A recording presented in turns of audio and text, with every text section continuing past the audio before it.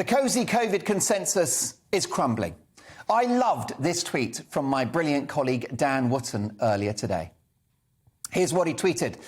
The lockdown cheerleaders at the BBC devoted an entire episode of their Sunday morning news show to learning to live with COVID. Only a year and a half too late, folks. Much of the damage is now locked in. Shameful. Brilliant stuff. And Dan is back tomorrow at 9. Now you watch. In the months and years to come, the greatest proponents for all of these ruinous COVID measures that don't appear to have made a discernible difference compared to countries and territories that did so little will be rewriting their own history in a similar way to those who now claim never to have supported the Iraq war. With the societal, economic, health and human damage from the measures we've seen, a set of unprecedented and experimental measures to control the virus, this will be like the Iraq war times 100. The Iraq war on acid. It won't just be a Tony Blair figure that you can blame in relation to that conflict. It will be an entire generation of scientists, medics, politicians and media outlets who will own this.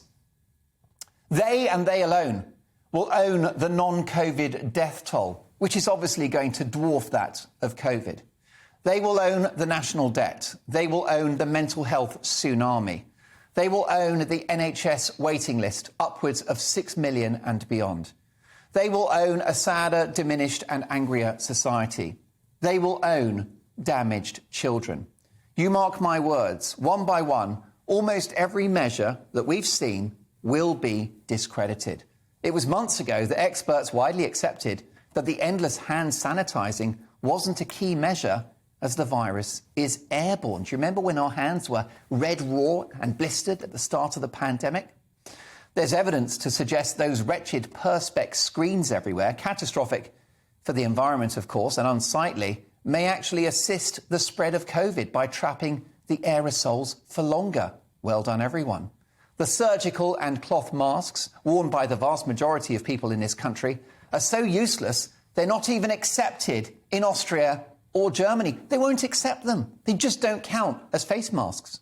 Liana Wen, a medical analyst for lockdown-loving news channel CNN in America, a woman who has backed the most stringent measures, told the channel, don't wear a cloth mask. Cloth masks, she said, are little more than facial decorations.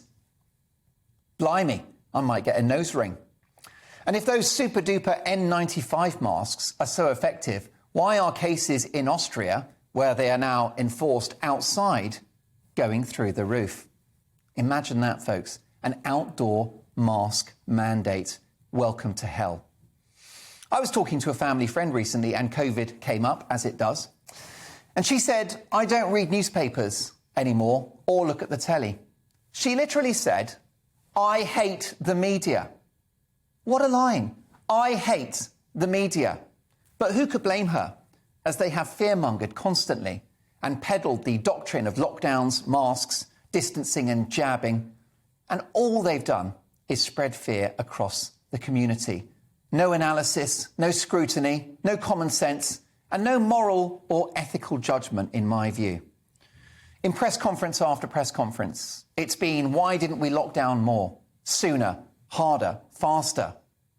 Why do they slavishly back those measures? Well, some commercial operators are being bankrolled by government advertising around COVID. The Beeb may want to please the government for a better licence fee settlement. But almost all of them have pushed for these measures because fear gets you clicks and viewers. And these measures don't affect them. Most people in the media can afford lockdowns, curfews, social distancing, bubbles and work from home orders. Most of them are deemed essential workers and can come and go as they please. They've got fancy Apple Mac computers, well-appointed flats and houses. Often they've got capacious gardens, strong internet signals and plenty of Pinot Grigio chilling in the fridge. Much of the media has let the public down in the course of this pandemic by failing to offer a 360 view of the issues around the pandemic. The people, in my view, have been gaslit, terrified and bullied for almost 2 years. There has been a media bubble, and at GB News, we are here to prick it. Let me quote you from two luminaries. First up, Professor Jay Bhattacharya, one of the most respected medics on the planet, head of medicine at the world-renowned Stanford University in California. He's also an expert in infectious diseases. He has called lockdowns the biggest public health mistake of all time. And let me quote you another luminary, a great thinker, the comedian Abby Roberts, because everyone is allowed an opinion, an extremely intelligent person. She simply said, this will be the biggest I told you so in history. How right she is.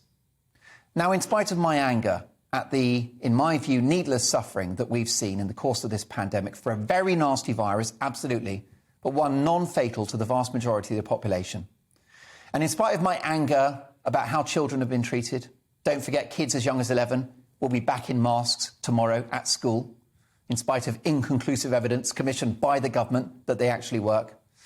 And in spite of my dismay and pain on behalf of the millions who have been through hell and who will continue to pay for these measures, I personally will forgive and I will move on. But only if lessons are learned, if freedom of speech and thought within science and within the media are reinstated, and only if this madness is never allowed to happen again. Not on my watch.